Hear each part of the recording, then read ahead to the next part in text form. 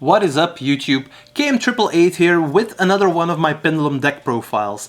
Now, the first thing I'm going to say is this deck profile is going to be a little bit longer. I'm going to explain a couple of more things, why I choose certain cards and certain ratios and so on and so on.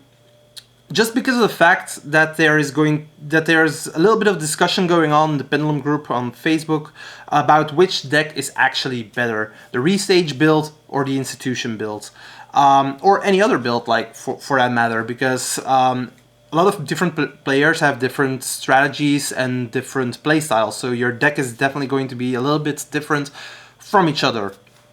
So on that regard, that the deck build is going to be a little bit longer, I've also put a deck list down in the description. It's going to be easier for you guys if you just want that, and then you can go from there. It's also going to be on my Facebook page, so if you want to search it there, give it a like. It's all fine, you can find it there as well. Now, the thing is, what I wanted to do with my deck build is I wanted to mix the two engines a little bit. You have the Restage build, which is very explosive, very combo orientated, and you can just go off on that. But on top of that, I also wanted to include the stability of the Mythical Institution build, because Institution just searches out anything you need. It searches out your low scales, your high scales. You get your Servant much faster, and going on from there. Like, it also rebuilds really easily, because if you leave the institutions on the field, you can just fill up your hand again afterwards. So I think the institutions are definitely worth not cutting, and I wanted to make a build that's a little bit orientated to both. And because, of course, you're using two bigger engines, the deck would be bigger, but I still slimmed it down to 40. So the ratios of some cards are a little bit weird, so that's why I said I was going to elaborate on that. So yeah, a little sneak peek. That's not really a sneak peek, I guess. First things first, Magician's Souls. I think it's without saying that Magician's Souls is one of the most important cards in this type of build. I am playing the Restages because I want to include both engines. So Souls is definitely a must. Now, I want to keep my normal summon for the blue boy, so I didn't want to cut down Souls, because having it in your opening hand is just so important. Just being able to special summon it, go from there, it's really, really nice. Now, do pay attention if your opponent has a Herald of the Arclight. You can't attempt to special summon this, because it sends to the graveyard as cost, which is stupid, but oh well, that's how Yu-Gi-Oh works. Souls is really important in this kind of build. You're playing institutions, you're playing so many dead spells at certain times, so you want to get rid of those, as well as the Restage combo, of course. So Souls at 3 is mandatory. I'm only playing 2 Abductor. This might be weird for you guys, because since Souls is so important, you might guess that I also play 3 Abductors. But I don't really want to normal summon this. I really want to keep my normal summon for the blue boy. And normal summoning Abductor is like, it's second best. You don't really want to do that, but sometimes it just comes up. So playing it at 2 is actually fine. I'm under the impression like Abductor is a +1 whether you have it in the monster zone or in the spell zone. So the card is bunkers, giving you a +1, filling up your hand, going from there. It's really good. So I really wanted to max out on it, but what I noticed was if I played at 3, I often see it too much. So I open duplicates, it gets in the way of the Mythical Beast engine, and so on and so on and so on. So playing 2 just seemed natural for me, and it's actually working out. Most of the time you just want to get this out. With Servant sometimes. Sometimes you normal summon it. It's as I said, sometimes you have to. But then there's a solution for the Blue Boy engine, for the Spellbook engine. So I'll come to that at the end of the monsters. So in general, I don't want to normal summon this, but it just comes up sometimes. In the scale, it's actually really good, and I don't mind it being stuck there. Towards the end of the combo, I just go Master Endymion in Scales effect, summon it on the field, pop this anyway, and then you can still use your Mythical Beast if needed. So It's not that bad at all. Also, it just generates counters so easily. And this is like the only card in your entire deck that gets 100 attack per counter that it has. So if need be, you can just normal summon it, give it a couple of counters, and start attacking stuff, which is actually funny. So yeah. If you have questions like why I only run 2 Abductor, just hit me up with it, because I know that might seem really weird. Mythical Beast engines. I found 3 Cerberus to be too much. 1 Cerberus to be too little. Playing none really wasn't an option. I've tested it all out, like 0, 1, 2, 3. I just noticed that if I play 3, I see it too much. Like, I open with it, and then towards my combo, I draw another one from any of my draw spells, and it just stuck there, and I have 1 card less to use. But you can't miss this card. It's too important. Like, going first, it's an extender. It's a starter card, like anything you want. And going second, it's just a board breaker. Like, if you have this against Eldlik and they can't stop it, it's just gonna win you the game, which is amazing. Like, this card, it banishes, which is so important. Like, you can't put this at 1. I don't really mind not having 3 for the institution, like playing 3 of this and 3 institutions to fully optimize the counters. But like, just 2 is really good. But if you have that combination, it's still really good. So yeah. Then 2 Jackal Kings. You don't need to run 3. The chances of bricking on 3 Jackal Kings is... Sometimes I'm thinking, like, if I open one, it's, oh my god, why did I draw a Jackal King? You want to have these in your deck. You want to bring them out with Servant, you want to surge them out with the Cerberus, then get them into your hand, because then it's an extender. You can revive the Cerberus from your extra deck. Having this is okay, because you want to be able to Pendulum Summon, but if you have multiples, you're just going to brick, and you don't want that. And then the 1 Mini Jackal. This card is really important if you're playing the Mythical Institution build. It's searchable by 1 counter, which is amazing. Like, nothing else in the deck has that. You can just activate something, get a counter on it, Institution, remove the counter, get a Jackal King, put 2 counters on it, and 2 on the Institution that you have. You're getting so many counters by it. The card is bonkers, you need it. Apart from that, it's a card you can banish for Allure of Darkness. So if you ever come in the situation where you can search it, but you don't have a dark for the Allure in your hand, it's easy fodder. If you get it on the field, it can special your Jackal King. So it's practically your 3rd Jackal King in that regard. Bar the fact that you're not going to get 3 on the field, of course. And then something fun that I started doing with this is, if you have the Master Endymion in your monster zones, with anything else that you have a spell counter on, you scale this, negate it with the Master Endymion by returning something else, preferably a Mythical Institution. Like, if you return Mythical Institution, you're just gonna go plus even more. Send this to the graveyard.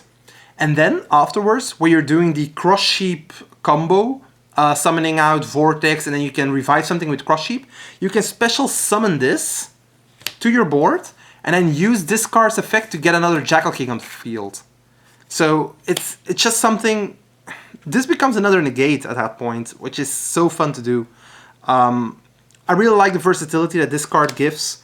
Like being able to search Servant if you have Institution with this. Activate this, activate Institution, put 3 counters on the Institution, and search Servant. Simple as that. You get your favorite monster from the entire deck.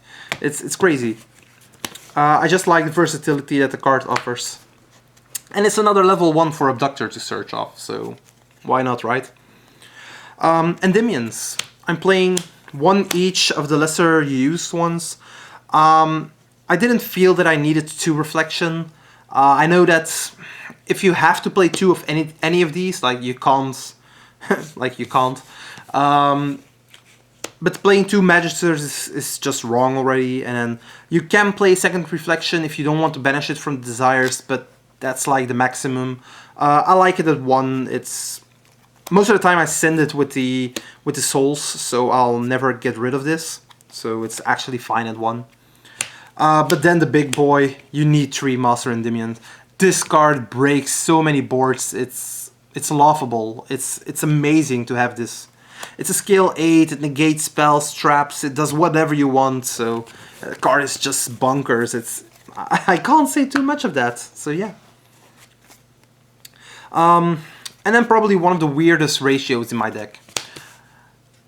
I'm not playing 3 chronographs. I'm only playing 2. And a time gazer, of course. I really like chronograph. I have to say that on beforehand.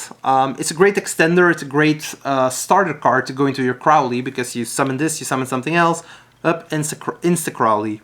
Now, the downside of this card, I've had it so many times that I open 2 of this, or get a second one in my hand by drawing it.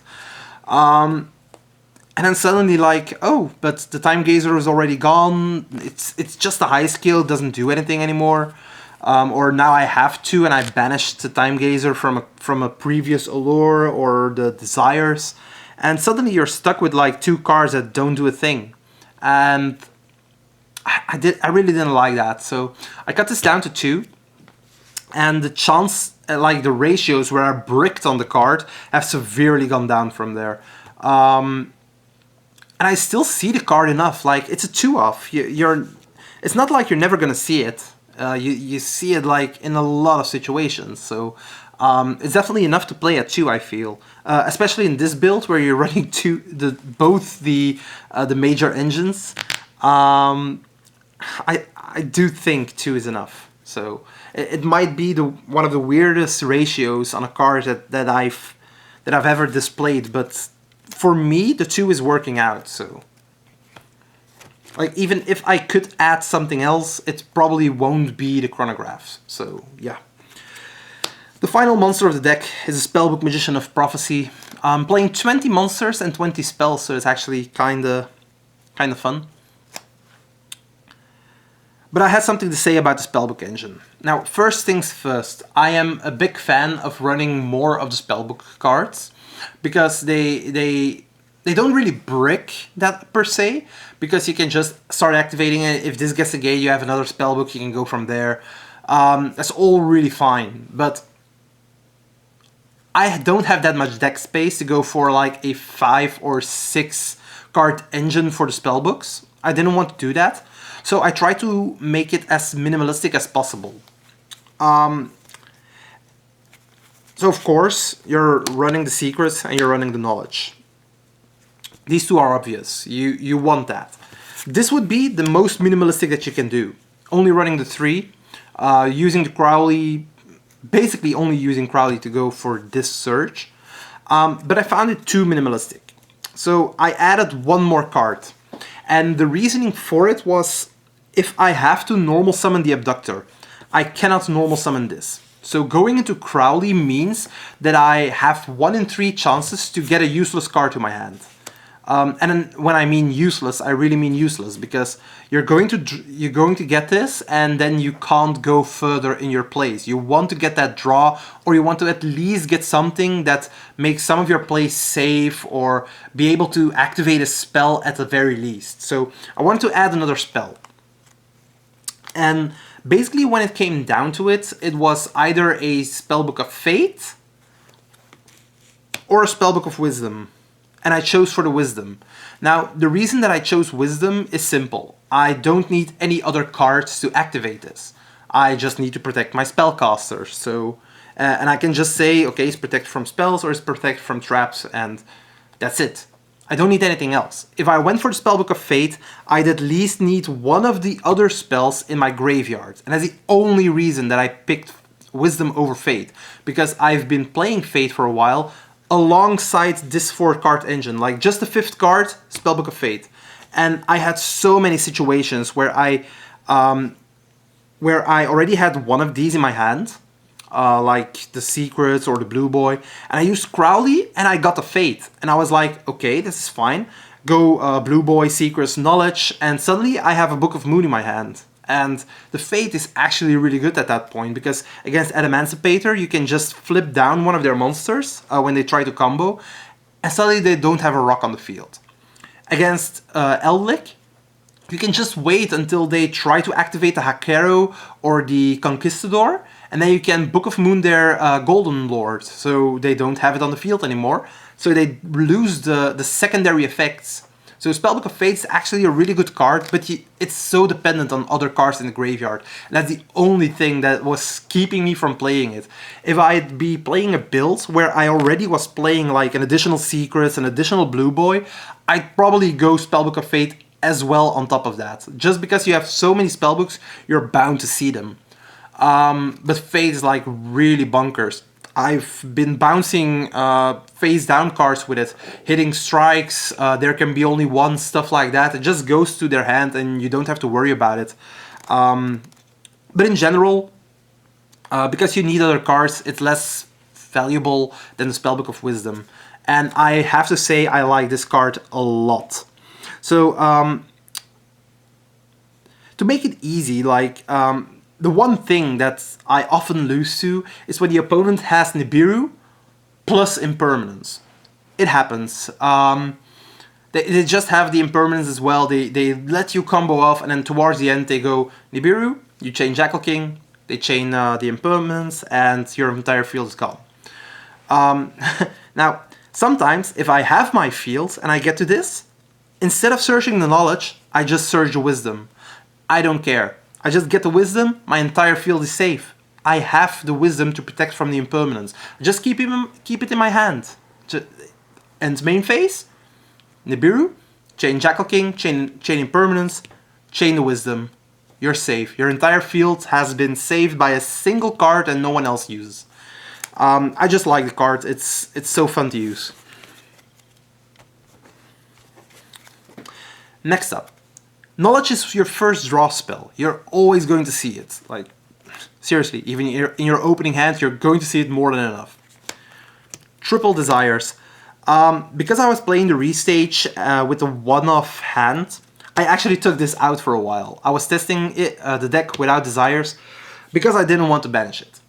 Now, that was a wrong choice. Desires is too good in Pendulum. You get an additional card, which means extra resources, which means extra plays. Desires is too important. If you can't make your board, you don't even care about your right hand. This card makes your board more viable. You're going to see more cards, you're going to see a better combo. So this, never take it out. Don't do that. Double Allure of Darkness. In general, if you're playing 3 Allures, I do feel that I need about 10-11 dark monsters in the deck that you want to be able to banish it. Now let's count them, like seriously. So we're having 1, 2, 3, 4, 5, 6, 7, 8, 9, 10, 11, 12. We're having 12 darks. That's great to run 3 Allures, right? Wrong. Let's count the ones that you want to banish. 1, 2, 3, 4, 5, and 6. You want to keep 1 souls. So you're only basically running 6 darks that you want to banish. I'm not going to run 3 Allures with that. I'm definitely going to banish something that I want to keep. So I don't want that. So I backed it down to 2 Allures. If I draw this card, which I will because the 2 off, you'll see it enough, I just banish something that I don't want to have. One of the chronographs, the time gazer. I'll surge the jackal just so I can banish it. Not a problem. Playing 2 seems better to me than playing 3. I don't want to banish my Master Endymions unless I have to. I don't want to banish my Jackal Kings. I don't want to banish souls if I can't get to a second copy. It's as simple as that. So yeah. Final draw card, Upstart Goblin. Makes the deck 39 cards. Seems pretty important, so yeah. Oh, sorry guys, I'm gonna take a sip before I'm going to continue.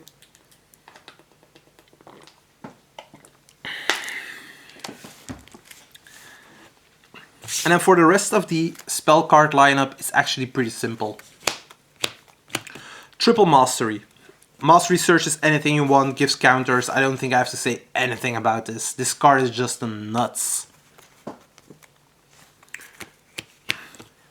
Triple Institution. The one reason I wanted to make this deck is because this card is so bonkers. This card alone searches so many things in your deck. It searches half your deck. Why wouldn't you play it even though it's dependable on other cards on the field? Just get anything that that you can put counters on, you're going to resolve this.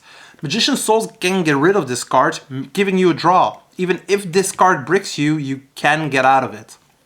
I don't see why you wouldn't play it. I was contemplating it at 2, I have to admit. 2 copies might be enough, but you just want to see it so quickly. And I value the risk of bricking on multiples of these higher.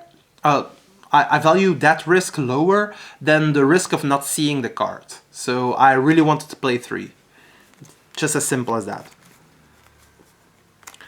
And then, next to that, triple restage with the 1 right hand.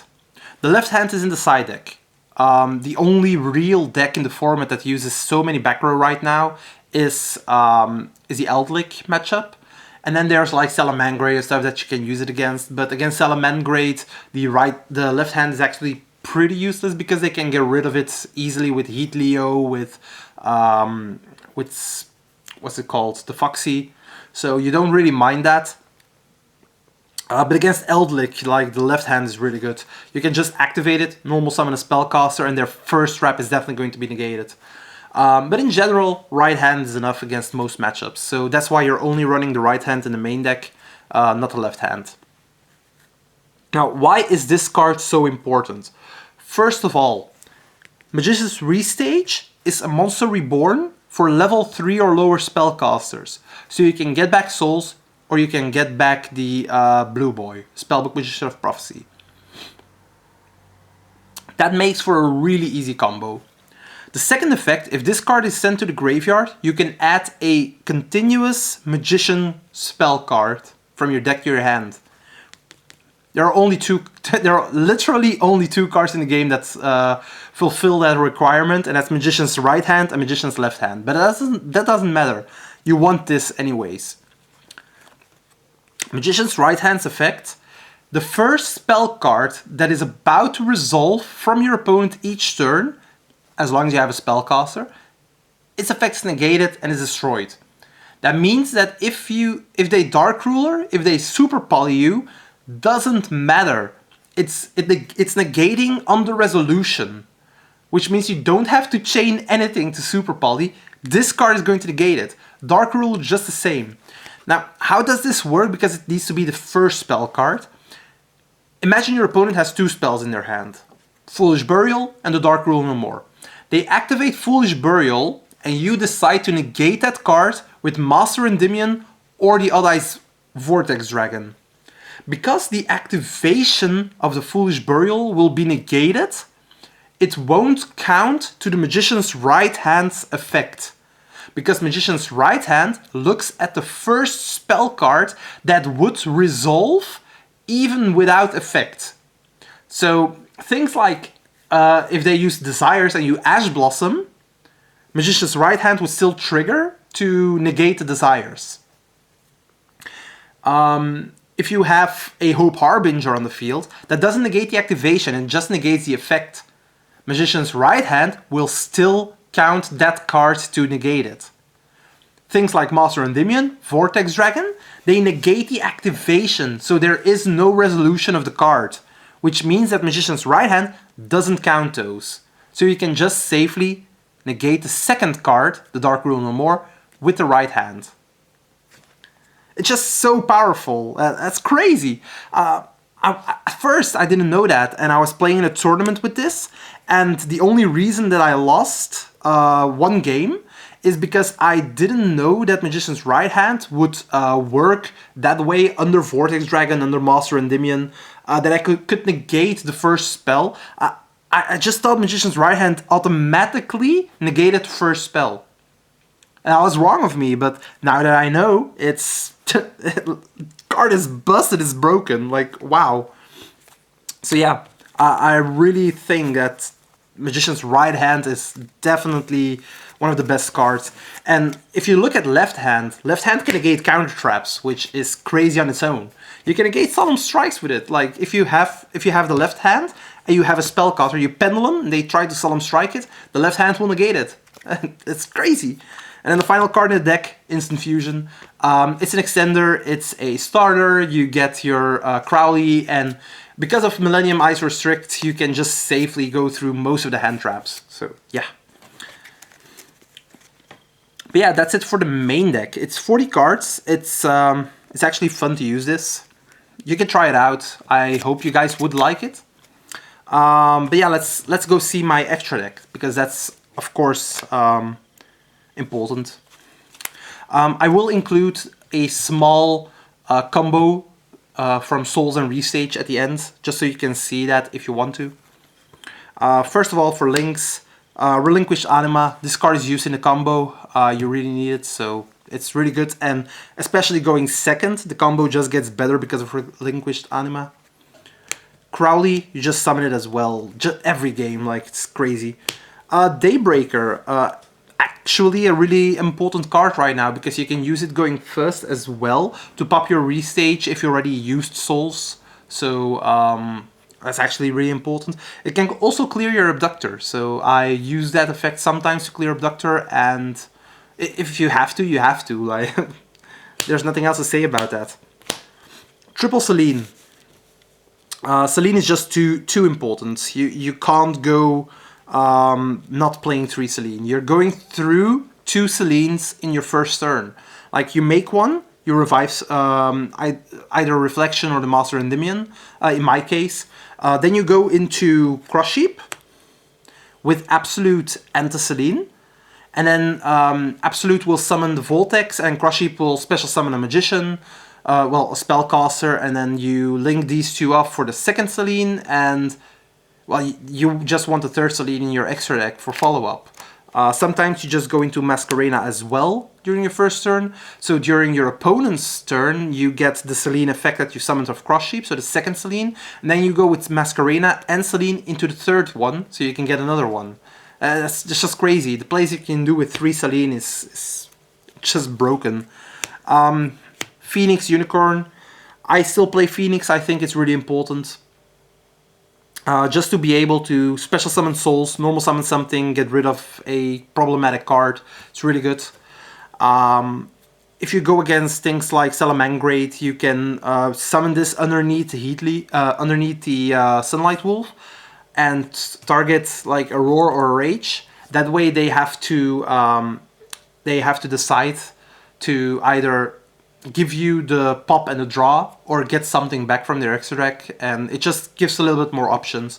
Unicorn is just amazing because you, first of all, you need it against Emancipator.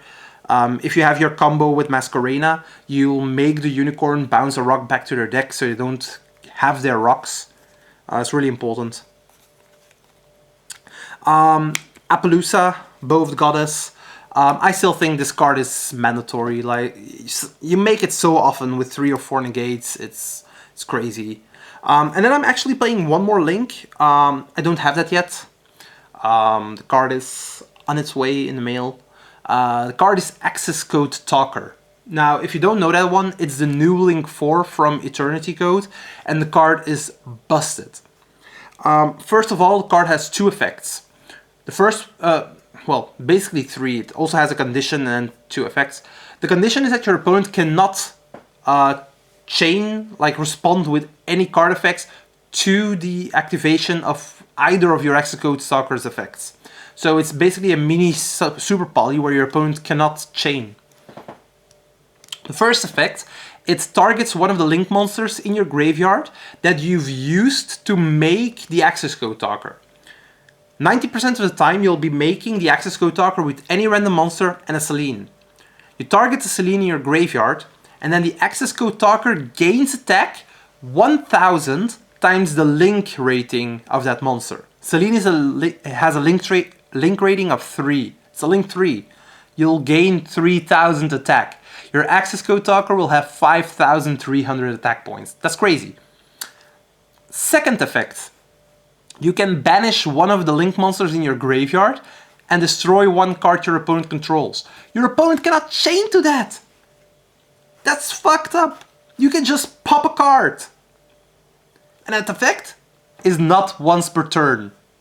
You can use that as long as you have link monsters in your graveyard. The only catch? You can't banish a link monster with the same attribute in the turn you use the effect. So that means, okay, I'm banishing a Selene from my graveyard. I'm gonna pop that card. Oh, I can't banish a light link monster now anymore. Okay, banish the relinquished anima. That's a dark. Pop that card. Oh, would you know, I go into 3 random link monsters during my first turn combo. Cross Sheep was the third one. It's an Earth. I'm now going to banish the Cross Sheep. I'm going to destroy that one. You'll just destroy 3 cards. Simple as that. Just for the 1-access code talker, and it has 5,300.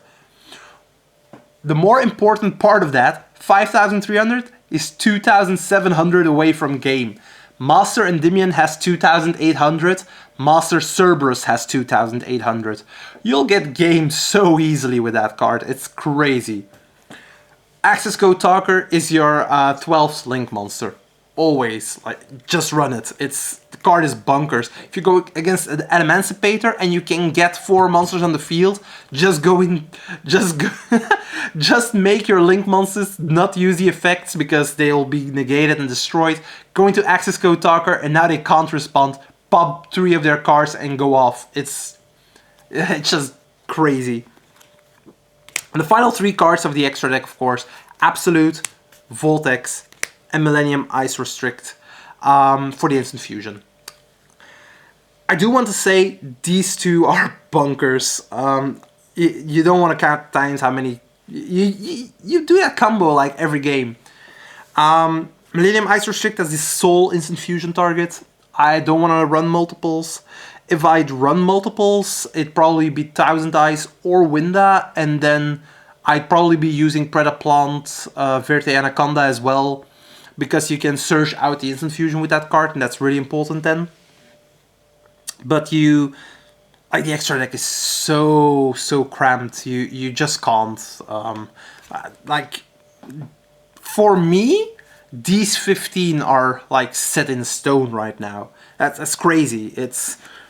I don't think I would be able to cut anything from this. So yeah. But yeah, that was deck profile. I'm going to go into the small combo really fast. It requires the souls and the restage. It's like really simple to show you guys what you'll do if you have this. So what I'll be doing is I'm going to activate Soul's effect. I'm going to dump, like 90% of the time I'm dumping Reflection of Endymion. It's simple as that. Just so you get it out of the way, you can't banish it with Desire, stuff like that. Now you're going to link summon into your relinquished anima. If I can find it, of course. Here we are, relinquished anima. Use the restage. It's a monster reborn for level 3 or lower. Okay. Magician Souls. Souls effect. Tribute to restage. Get a random draw. Restage effect. Getting Magician's Right Hand. Okay. I already got the 2 cards back that I that I use for this combo. That's crazy, right? Well, it can go better, like Link 2. Go into Crowley. Okay, Crowley effect.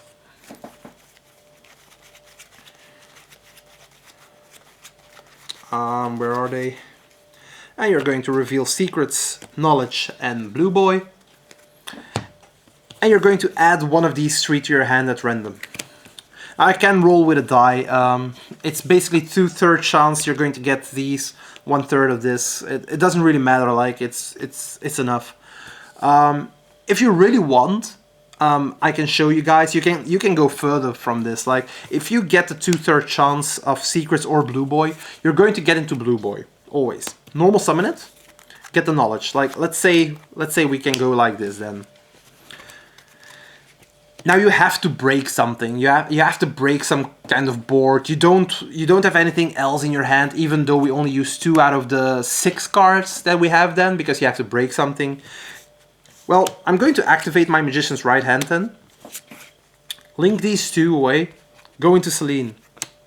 Now at this point, and this is only using souls and souls restation and the 2/3 chance of the spellbook engine, you have 2 spells in your graveyard and 1 on the field. So that's 3 counters using the effect.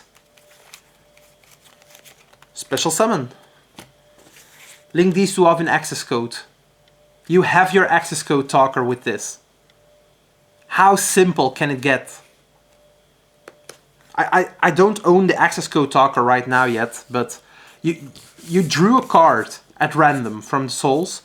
You still have that knowledge in your hands. Like in this scenario, like if you have any other extender, you can still use the knowledge. Just go from there, of course. And you get the right hand for free.